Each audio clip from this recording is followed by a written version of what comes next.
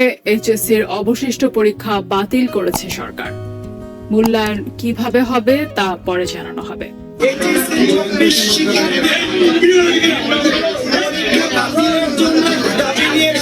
শিক্ষার্থীরা ঢুকে পড়েন সচিবালয়ে। দাবি এইচএসসির সমমানের বাকি থাকা পরীক্ষাগুলো বাতিল করতে হবে। এইচএসসি পরীক্ষা বাতিল না, এইচএসসির বাকি পরীক্ষাগুলো অর্থাৎ স্থগিত থাকা পরীক্ষাগুলো বাতিল।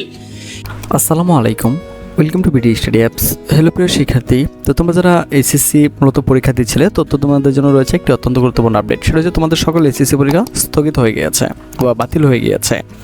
তো এখন যেটা করতে হবে সেটা হচ্ছে তোমাদের কার পরীক্ষা দিতে হবে না, তো এই কোন কোন বিষয়ে তোমরা অটো পাস পেয়ে যাবে তো সেটা তোমাদেরকে দেখিয়ে দিচ্ছি। তো তোমাকে প্রথম থেকে শেষ পর্যন্ত দেখো, তো আশা করি সম্পূর্ণ বিষয়টি বুঝতে পারবে।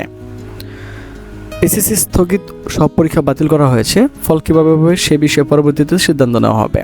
আজ মঙ্গলবার 20 আগস্ট বিকেলে 4:45টার দিকে আন্তঃশিক্ষা বোর্ড সমন্বয় কমিটির সভাপতি ও ঢাকা শিক্ষা বোর্ডের চেয়ারম্যান অধ্যাপক তপন কুমার সরকার দ্য ডেইলি ক্যাম্পাসকে বিষয়টি নিশ্চিত করেছেন।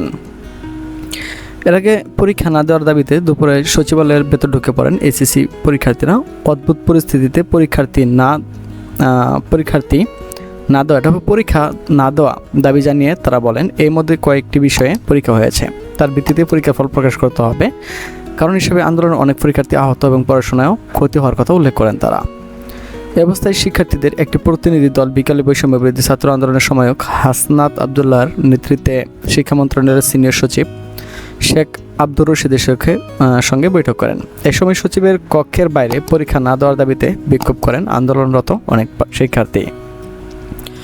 এর আগে শিক্ষা উপদেষ্টা ওয়াহিদ উদ্দিন মাহমুদের সভাপতিত্বে মঙ্গলবার সকালে সচিবালয়ে এক জরুরি সভায় 11 সেপ্টেম্বর থেকে পরীক্ষা আরও 2 সপ্তাহ পেছানোর দাবি নেওয়া হয়েছিল বা সিদ্ধান্ত নেওয়া হয়েছিল। তাছাড়া 100 নম্বরের প্রশ্ন থেকে 50 নম্বরের প্রশ্ন দেওয়ার মাধ্যমে অর্থাৎ অর্ধেক প্রশ্নোত্তরে বাকি বিষয়গুলো পরীক্ষা নেওয়ার সিদ্ধান্ত হয়েছিল। তো পরীক্ষার্থীরা সচিবালয়ের ভেতরে প্রবেশ করে শিক্ষা মন্ত্রণালয়ে গিয়ে বিক্ষোভ শুরু করে। পরে স্থগিত পরীক্ষাগুলো বাতিলের সিদ্ধান্ত নিতে বাধ্য হন কর্মকর্তারা। তো এই নিয়ে ঢাকা শিক্ষা বোর্ডের ওয়েবসাইটে আরও কিছু তথ্য রয়েছে, তো সেটা যদি তোমরা দেখতে চাও সেই জন্য তোমরা করবা ঢাকা এডুকেশন বোর্ড লিখে তোমরা সার্চ করলে ওদের ওয়েবসাইটে ঢুকতে পারবা। তো এখানে আসার পর তোমরা যদি দেখো যে এসএসসি কর্নার যেটা রয়েছে, তো আমরা এখানে যদি চলে যাই তো আমরা দেখতে পারবো যে তারা হয়তো এখানে কিছু আপডেট দিয়ে দিয়েছে। এই দেখো, এসএসসি সমমান্য পরীক্ষা 2024 স্থগিত পরীক্ষা সমূহ বাতিল প্রসঙ্গে তো আমরা একটু ডাউনলোড করে নিই। একটু সময় দাও, কারণ এটা যেহেতু হচ্ছে যদিও আমার প্রচুর স্পিড, কারণ আমার এখানে ওয়াইফাই রয়েছে, তো একটু সময় দাও, এটা ওপেন হয়ে যাবে।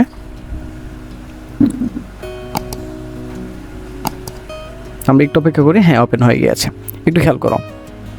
এসএসসি সমমান্য পরীক্ষা 2024 স্থগিত পরীক্ষা সমূহ বাতিল। এখন প্রশ্ন হতে পারে যে স্যার আমাদের যে অন্যান্য শিক্ষা বোর্ডগুলো রয়েছে সেখানে কি হবে? বাংলাদেশের যত শিক্ষা বোর্ড থাকুক না কেন সকল শিক্ষা বোর্ডের পরীক্ষা স্থগিত হয়ে গিয়েছে, কারণ এটা হচ্ছে মেন সচিবালয় থেকে এটা প্রকাশ করা হয়েছে। হ্যাঁ, তো উপযুক্ত বিষয়ের পরিপ্রেক্ষিতে জানা যাচ্ছে যে অনিবার্য কারণবশত এসএসসি সমমান পরীক্ষা 2024 স্থগিত পরীক্ষা সমূহ বাতিল করা হলো।